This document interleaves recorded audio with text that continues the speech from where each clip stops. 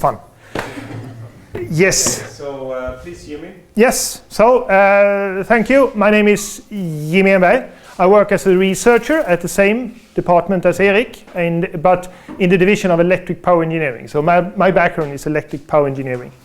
Today I will talk a little bit about the ICT needs, the communication needs in electric power system. A little bit on the present, but also a little bit in the future, because things is happening there. I know that Erik normally claims that internet is the biggest system in the world. It covers everywhere. Yes, good. But internet needs electricity. So more or less everywhere there is internet, there is also electric system. So in that sense, it's quite wide, it's quite big. But otherwise, there are two completely different systems. It's a very, very heavy system, this. Contains a lot of things. What you see here is a lot of numbers. 15,000 kilometers of transmission lines. Sub-transmission lines, 30,000 kilometers. Distribution line, 508. And in total, there will be lines 13 turns around the world. This is just in Sweden. Then we have other countries in the world too. So remember, this is a heavy thing. This is not something that goes wireless, because this has not been solved yet. People have gone mad. Tesla was one of them who tried to have this. So it's a huge thing. We have a lot of different devices. There is a lot of customers.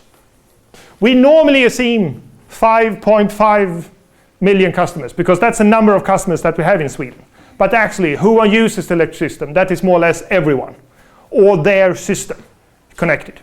And in Sweden, we produce around 160 terawatt hours of electricity per year.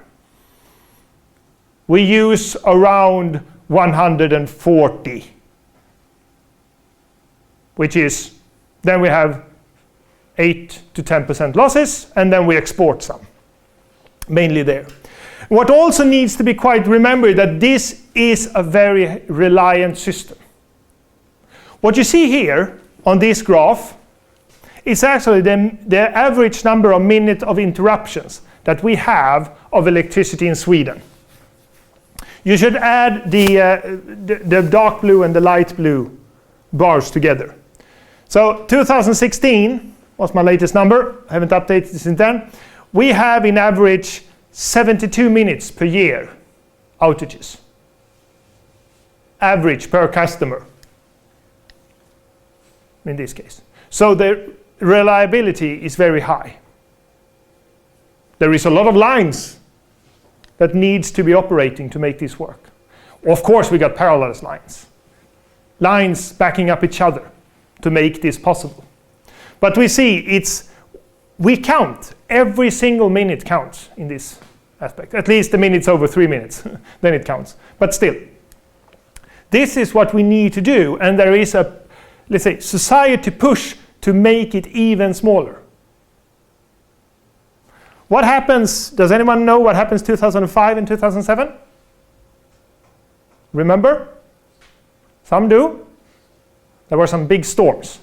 2005 we had Gudrun, and in 2007 we had Per.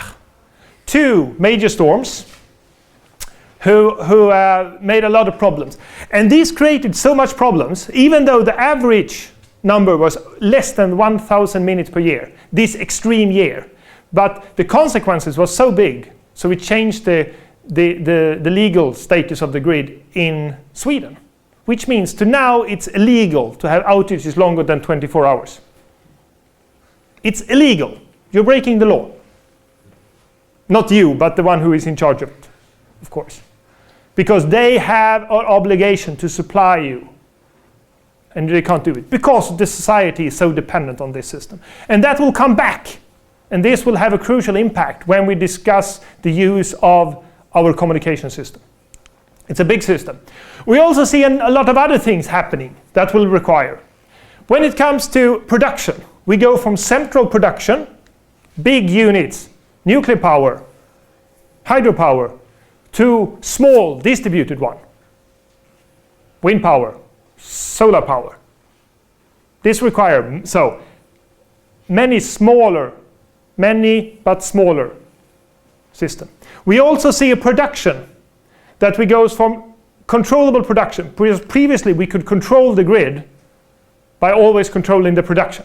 That is not true anymore, or to some extent not true, because we can't control wind in the same way. We can, of course, turn it off. That's not the problem, but the problem then, that means we will lose wind, because we don't save any fuel. Because as we do today, when we, for example, reduce using the water, then we save the water till harder times. But we can't do that in the future, because we have less and less controllable production, because we will lose it then. But we will have controllable loads instead. We have new opportunities, controlling, and controlling means communication in this case. So we get controls. Electric cars is one. Why do we charge when we charge? More opportunities. But we also have another thing that might help us in this, is that we are looking for a society that requires more services rather than products. Circular economy, sharing economy, that we share our resources. We are more interested in the transportation solution than owning our own car. Or we might think we do, at least. I'm not 100% sure about that, but a lot of people claim that, so leave it there. We also see a different type of changes in the system. Because previously, if you look on how the system has been built since it started 120 years ago, the load has increased approximately 1 to 2% per year per person. I don't know, per year for every person, so to say. So it has gone up. But now we have kind of reached a limit, because we actually see that today we consume less and less energy per person in Sweden. Or electricity, sorry. But we are getting more people, which means that our electricity consumption is quite even. It has been that for 10 years, even though it's going good for the Swedish industry at the moment. But still, it's quite level, because we're also saving. What will happen in the system is that since we don't have a gradual load increase, that means that the system, when we build it, it will be there until something happens. And what is start happening now, it's very obvious here in the big cities, especially Gothenburg, when they're building a new house, they don't take a fresh field and say, well, here are some space just outside Gothenburg. No, they make it more dense, which means that the extra consumption that will come into the existing system. So you don't have the opportunity to build new ones, which means that you're more dependent on the current infrastructure and how to use it. And we can't just scrap it and buy a new one, because the technical lifetime of a component, primary component, which means the big ones, things in a power system, is 40 years. And we hope they will survive at least 50. A transmission line could last for 100 if we just treat them right. So we don't want to, someone build a new house, let's put down new cables. No, too expensive. So we need to do what we do. Hopefully, communication is part of the solution here. Because we have a lot of things going on. There is a lot of new challenges. I brought on some, but there is much, much more. Because what we saw there was in Sweden, but we see others. Renewables, we see increased energy efficiency, which means it will go down and up depending on which kind of industry we have. We have a big thing about these emerging countries. I mean, the majority of the people in the world doesn't have it. They don't have the same electricity access as we have. But they are striving for it. And they are increasing by 10 to 15% in Africa. And that I mean also the economy, not just the people. So a lot of things is happening there, so we need a lot more. The reliability, availability needs to increase because we are becoming more and more independent. 2005 and 2007, we had one of these major breakdowns in electricity.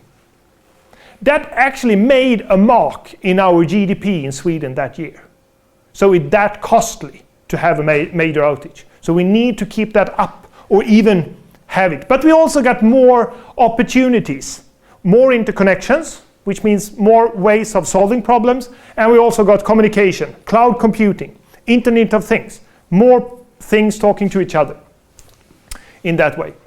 I'm trying to speed up here because I want to go to the fun part here, not just the vision. But in general, what we would like to do is to create 100% renewables. But that will require some extra work because there is so many new things that needs to be working together, not just one production unit and one load. More needs to work together to solve this. And this was need to do. So, advancing information communication technology. That's a big thing here.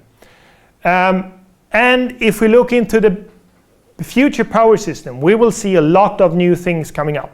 I think this is kind of buzzwords or whatever they are. I will not go into detail because that's a lecture by itself. But in general, there is a lot of, I will bring some of them up. There is a lot of things going on. A lot about is the wireless communication, virtual, digital, smart grids, dynamic rating, condition monitoring, wide area monitoring. So you see there is a lot of need for communication and knowledge. We don't really think about it as communication. We just want the knowledge out of the communication, out of the data. But that means we first need to collect it in a good way, safe way, fast enough. Then we need to process it, and then we got the knowledge. That's what I'm looking for rather than the communication itself. But it's needed there. It's a big thing going on. And in general, we can divide the power system into three main parts.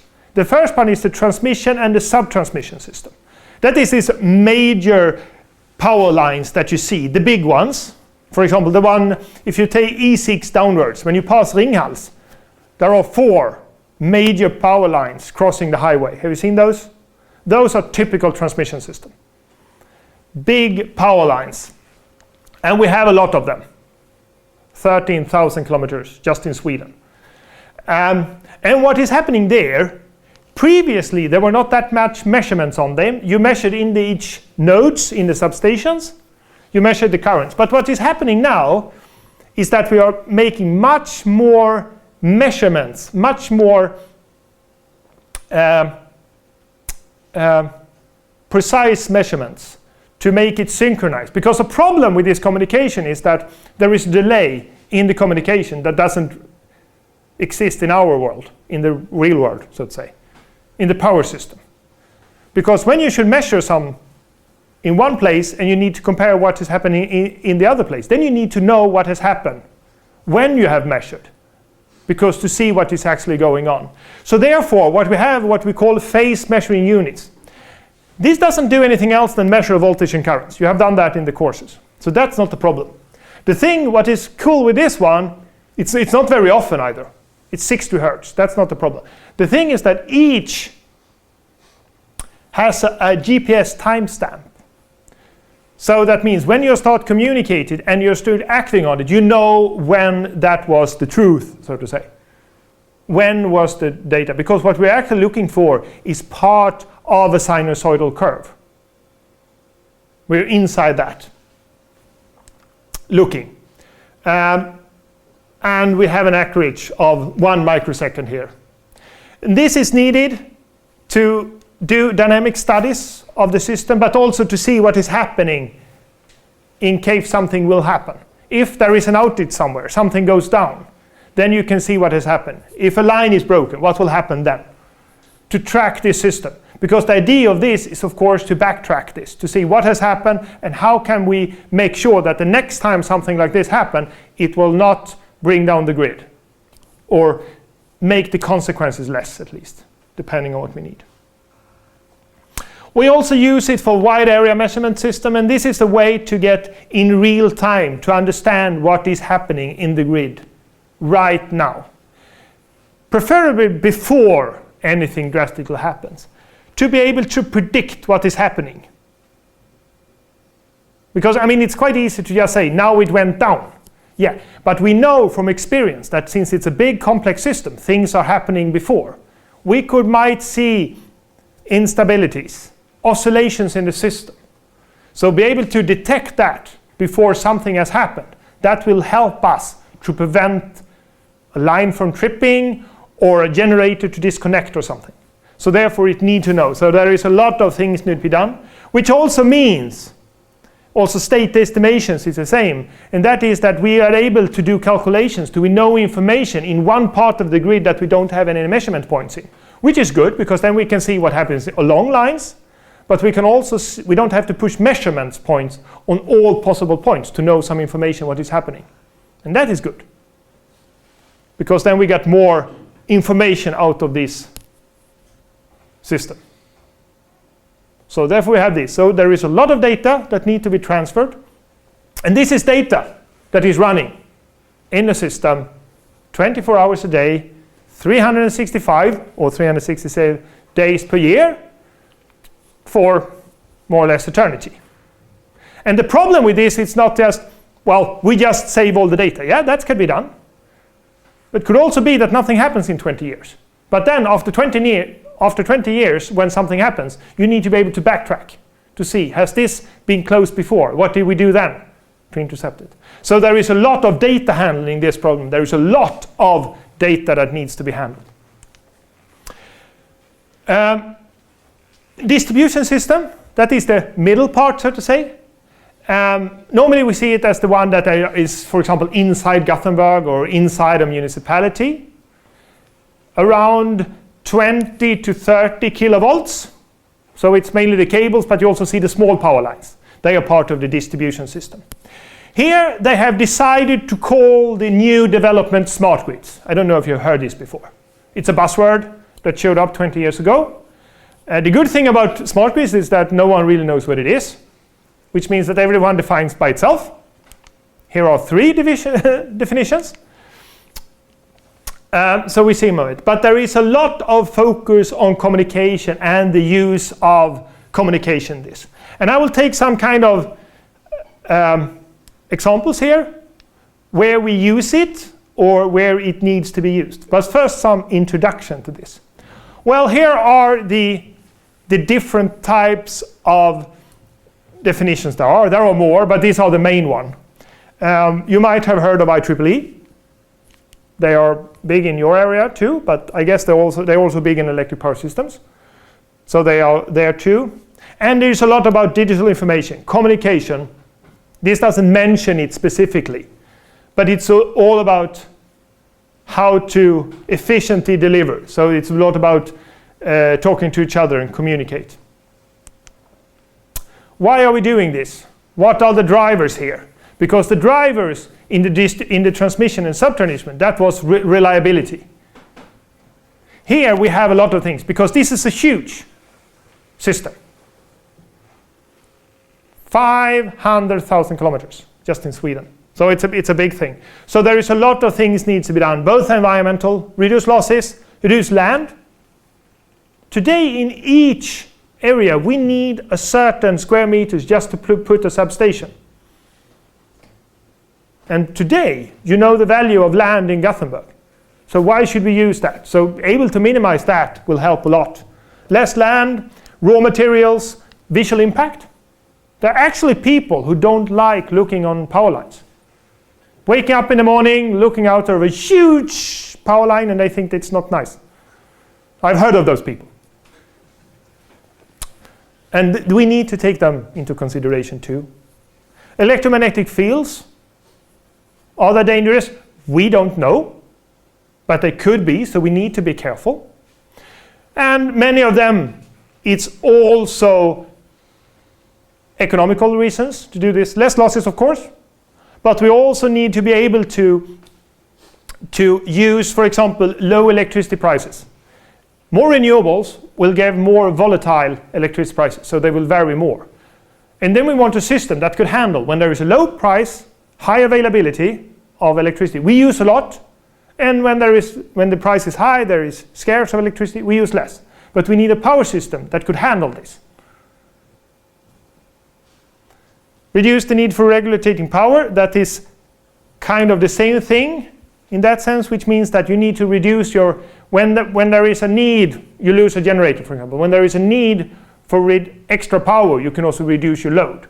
That means you need a power system to support that. And of course the power lines costs money. When I'm talking about it, I would like to talk about efficiency in the grid when I talk about smart grids.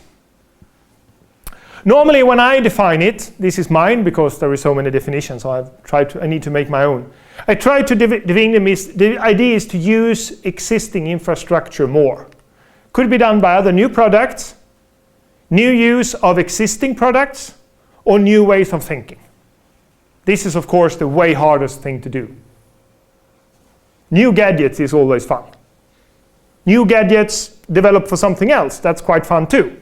Just thinking new ways, that just make things harder. So there are more things. I will take some examples here. The first one is what we normally consider smart meters. Have you heard of those? Do you have those? No one has a smart meter. Yeah, I would say all of you have a smart meter because you have to have it. It's decided by law. So yes, you have. In that. And the idea is that you actually measure every 1 to 4 values per hour, you normally. Why I know you have it is since it's a law in Sweden. But the idea is that you should have your actual electricity consumption in your bill every month. Previously, we had a system where they measured electricity consumption for 1 year, and then you paid 1/12 part of it every month. Then they said, this is not good because then there is no, or the value of saving electricity is quite low because you don't get any benefits until the next year. So by shorting it, they make this change. So they're doing that. And then the main idea was to understand your own consumption and your own behavior. Normally, there are 2 functions in these. One is supervision. I mean, they just measure it. But you might also have some kind of control. And the control in this way is about turning them on and off. So, Gothenburg Energy, the one who has the power system here in Gothenburg, they can turn you off remotely. They use it if you haven't paid your bill. They will solve it in that way. So that could be done. So this is one way of interacting. It needs a lot of communication. Again, think of communication. Yeah, well, it's just one device. You get one value every hour. What's the problem? The problem is that it's 1 hour every hour. We have 5.5 million of them in Sweden. And they run on for several years. So there is a lot of things needs to happen. And there is, of course, a lot of cost associated with this communication. If this communication could be made more efficient, cheaper, there is a lot of things that could be saved on this. This is a huge problem for the grid owners, because they are the one who handles this. They need to make this communication work. And since they own the meter and not the one, so you can't use the internet in the building, so to say. You can't use the internet at home. So you need a separate communication system there, because you can't rely on that your customer has internet connection. So they need to solve it in some other way. Well, 4G, 5G, good, but it costs per byte. And it will be quite expensive quite soon. So there is a lot of one going on. Another cool thing that is coming on, and that is actually the solid state transformer. You might have heard of transformers, the one who transform current and voltage from one level to another. Yeah, works fine. It has been running for 150 years. Good. However, what we can do now to reduce the size, we can have what we call a solid state transformer. So we have power electronics, convert it from 50 hertz up to a few kilohertz, having a medium frequency transformer, which will shrink in size but also shrink in losses. So it will be more efficient. And then transfer it to a higher voltage or a lower voltage, depending on which direction you're going, from a few kilohertz back to your 50 hertz. Cool stuff, can do a lot of things. Of course, the transformation. It will be more compact and lightweight installations, which means that you can put it indoor, for example. You don't have a lot of oil anymore. Oil is not good, and it's also flammable, which is a problem if you put it inside a house. So by having something that is light, Each part may be carried by one person. So that means you can have it in a basement, any basement, instead of having their own separate buildings. Easy to add storage, since there's a DC one, no oil, least dependent of, so there is many environmental aspects. But what also gives is that this is not just something stupid. Since there will be a lot of control, that means we will also have more information available. We can more data. But that also means that we need communication with each transformer to do that. So it requires more, but so that means that all parts will be connected, like the Internet of Transformers. Issues is, of course, today there are a little bit more losses than in a traditional one, but they're working on that. I was talking previously about the, oh, by the way, do you have any questions? I'm going quite fast here, but I have a lot of things to talk about. Please just raise your hand and we will take that. Another part that is coming is that if we can't control the production, we need to control the load. Then we say, well, why don't we have demand-side management? So we manage the load. This is very good. We can, of course, react on availability of electricity. Or electricity price is one way of saying that. So when it's cheap, we use a lot. Expensive, we use less. That's one purpose. Another one is, of course, to support the grid during capacity deficit. For example, if a line to Gothenburg goes down, one way of solving that, instead of making the whole Gothenburg black, we just reduce our load in Gothenburg until they have repaired it, and then we go back again. So we kind of supporting. So demand-side management. And this could be both during faults and during, let's say, planned problem. For example, to avoid building new power lines, we're just doing this together. Instead of having build lines for just a few hours when there is a peak, we can solve this way. Suitable loads for this?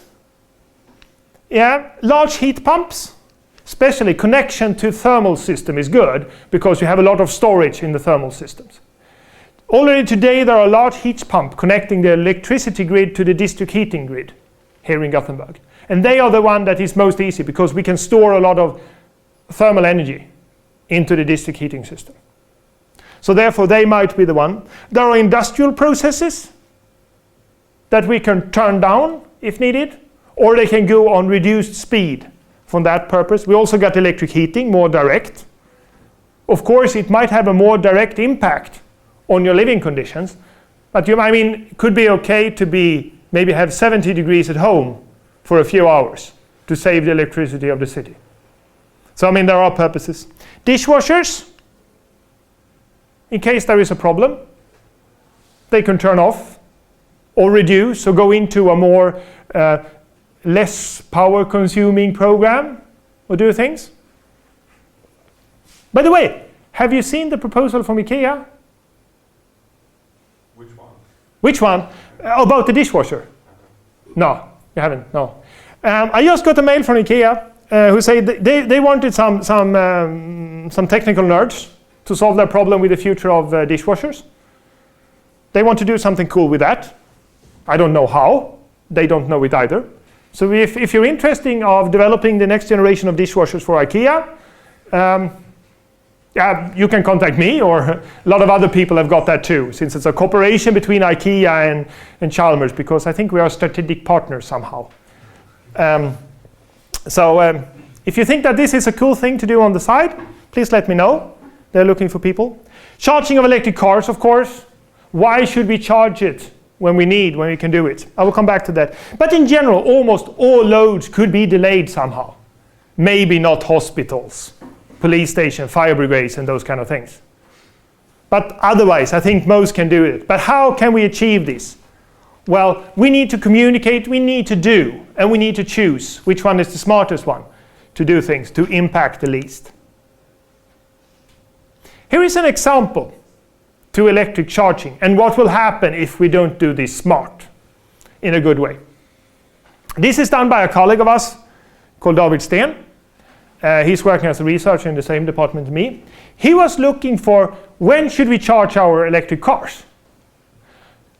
So he was looking on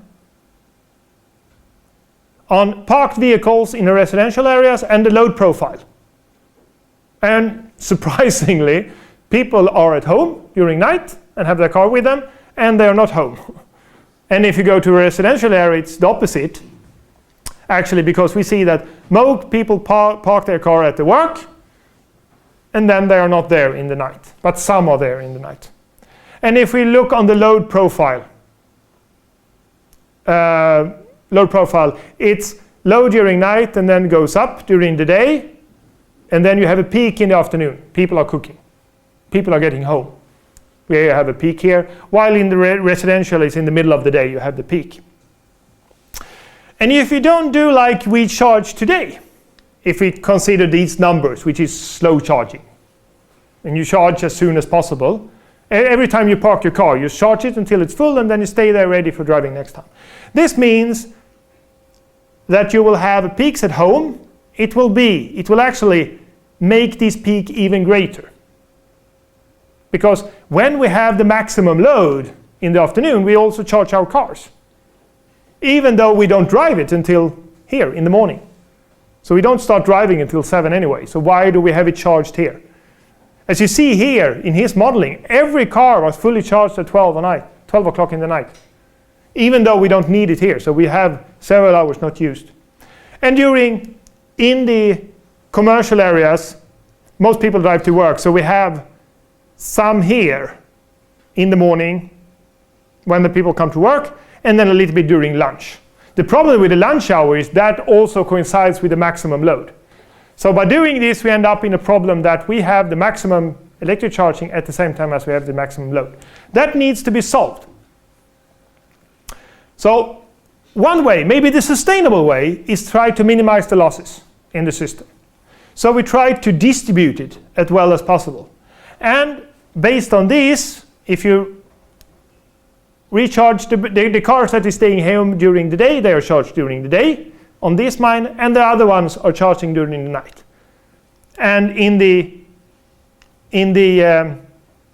commercial profile, the people are driving, you just try to avoid these peak, and the one that is staying during night, they are charged during these hours in the night. That works very, very fine. The problem is, why should you do this as the car owner? Because the benefit, you don't have any benefits of reducing the losses in the power system. So it needs to be reimbursed somehow. If you try to then say, how to minimize the cost for the drivers? For me, as an owner of an electric car, I only have a plug-in hybrid, but still. All right. So I decide to charge my car when it's the cheapest for me. So I look on the spot price and say, this is the lowest one. And what happens then? Here. The problem with that is that then we double the peak, actually. We get a new peak because everyone is charging the car at the same time. And that will not only drive up the losses, it will also make us rebuild the power system if everyone gets an electric car. Then we have a huge problem. This might be able to be solved with current infrastructure. But this can't, because there is not 100% spare capacity in this way. So someone need to do this. And if you look on the on the commercial part, well, we have the same places, of course, because the electricity price is the same. And then the one who is not there, they charge in the afternoon, because then the price goes down a little. So we see there. And how do we avoid this? Communication. We need to talk to each other. We need to plan. And we need to make it work. Because to be part of this system, to make this work, you have to be quite sure that your car is charged 7 in the morning when you should go to work. It's not okay to wake up in the morning and you realize, hey, there was a communication mistake, so we didn't charge your car. That is not okay. Because then people will disconnect it and say, we will not be part of it. A lot of things. If we then look about the communication in our local grid, close to our home, in your home, in buildings, that's what we call the local grid, the third part of the grid. So it's from these stations that I try to hide as much as possible. through some cabling system to each individual house. This is my house. I took a picture of it. So here is also cable cabinet. So there goes a cable from there into this cable cabinet, and it's distributed from this into individual house. To me, my neighbors. The house is blue nowadays, but it's still valid. It's still a house. And what comes here, there is a lot of monitoring systems for this. And you can buy them today. Clas Ohlson, they sell Fibaro starter kit for both monitoring and control. IKEA, small company from Emhult, they are also working in this. And this is what we normally call home automation systems. I just took 2 examples. There are many, many more. And this is, of course, the low communication on how to interact. The reason for doing it today is more for fun, I would say. It's a way of you to keep control of your information. You can turn on and off devices when you're not home. You can maybe turn down the heating in your house, if that's possible, to save some money while you're away. But I think the values are quite low in general for these. But people are doing it, but it gives a lot of possibility, especially if we start interacting it with demand-side management. But it requires a lot of communication here. And you need to know what should be done and what shouldn't be done. And this is, of course, a problem, because there is no standard way of communicating. They have different protocols. Not all of them. Some have, but some have their own. So, let's skip that. I'm a little out of time. So to be able to summarize this, I have tried to make a little bit graph about where is the need for ICT in the future in the power system. And what are the requirements on it. Here I have made a graph. On this is the increased size. So the higher it up, the bigger is the system. And so we have transmission system here up here, and we have 400 volts here. And then on this axis, x-axis, in this direction we got an increased amount of data. So the further you're here, the more data there is. So we need to handle a lot of the data. However, the security demand will be lower. Because it's not a security problem if someone hacks your smart meter. I think it is. Yeah, that depends on the view of security. Here we are thinking about terrorist attack. I don't think that someone will hack an individual villa as a terrorist attack. However, integrity, that's a big problem. Privacy, we call it. Yeah, privacy. Different ways, different names, but the same thing. I mean, privacy. Because what you actually can do, if you measure someone's electricity, you can see what they're doing. I know from a legal point of view, we had some students checking that. They consider it the same thing as you have a thermal camera looking on your house. So you can actually see what is going on inside a house if you measure someone's electricity.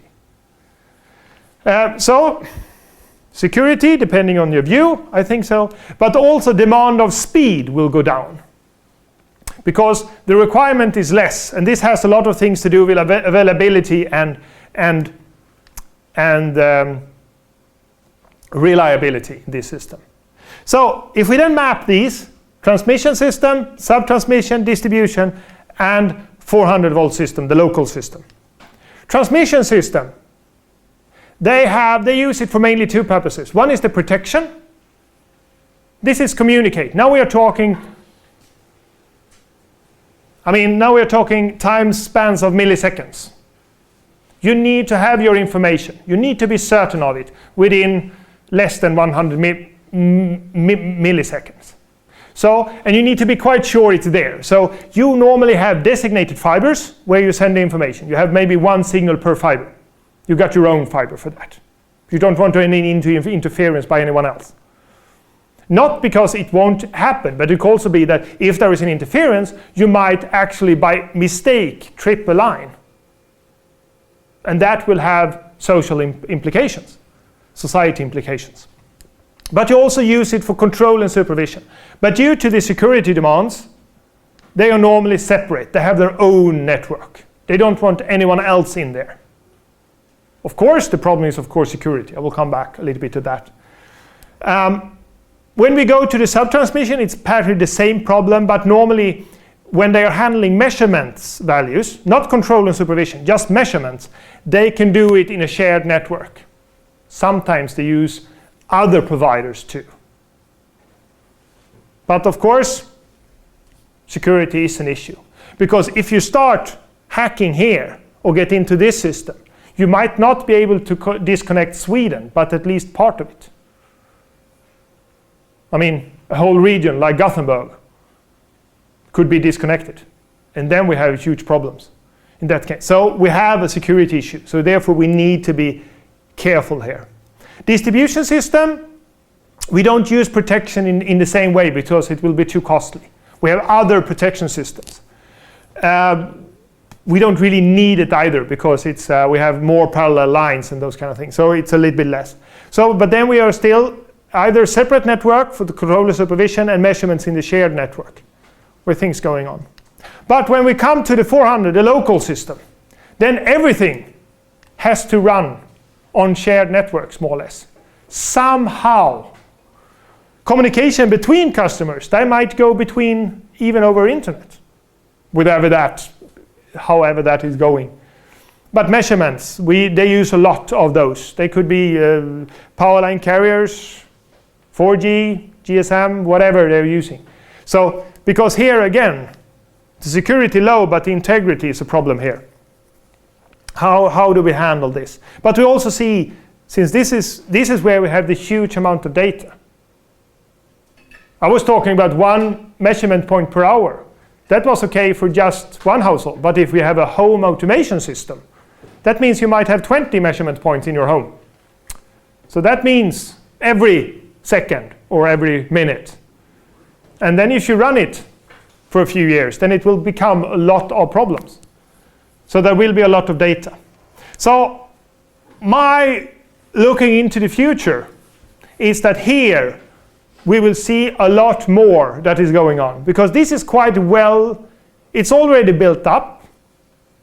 We can't really interact in the same way because due to security reasons, it have a little bit on their own and it's partly already built. But here, a lot of things is going on. Because when we are using smart grids, we are pushing the limits of the system because we want less margins in our system. Because the margins we have to pay for. So by pushing it, we can have maybe the same service for less money. That is good. But the closer we are to the limits, the more we need to monitoring, so we're not passing the limits and destroying things. So therefore, there will be a lot of more communication regarding this. The good thing here is that we got some time. Because when we overload a transformer, since this is a thermal thing, thermal properties, we got some time until we need to act. So we might even got an hour before we have to do anything. That gives time for communication. Protection system, we have hundreds of milliseconds. And then we can't really, then we need to be quite clear what we're doing. So when we come here, we might be able to actually remake a measurement, take another one, communicate, make sure you have the right value before you do doing things. And then when it comes here, measurements, communication. Now we're talking demand-side management. How to realize that? We need to communicate with each other and with the grid company. So a lot of things going on here. You see there is a lot of companies. But there are threats. Grid companies are very bad at this, I would say. And there is a lot of things that could go wrong here.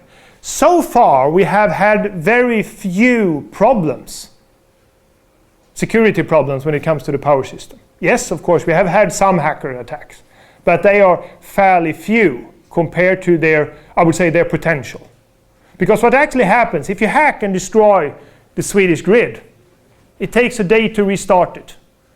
That really means a threat to the society if you do that a few times a year. It will be hard to manage that for the industry. And there is so many ways of doing this. I mean, first of all, no data, that's one problem. But false data is even a worse problem because we got a lot of control system automatically. if you just put no data, the power system has a backup version. So if you just cut the information, it's not a problem. But if you start faking the data, sending wrong data, it might be much, much harder.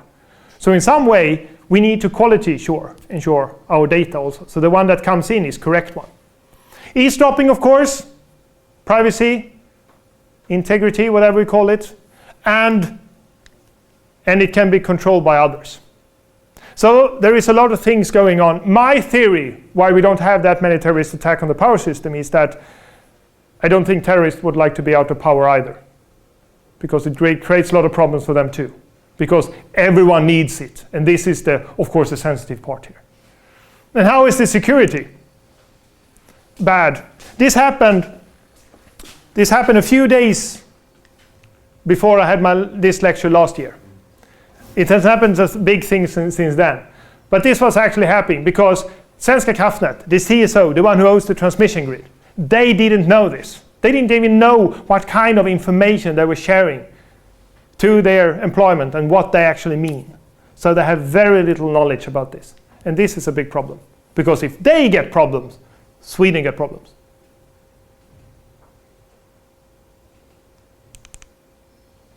So, do you have any questions? I've been talking for 45 minutes.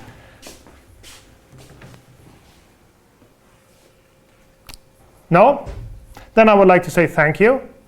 And I said it's a big thing, a lot of things going on. There will be a need for a lot of communication, but also data handling in this business in the coming future. So, thank you.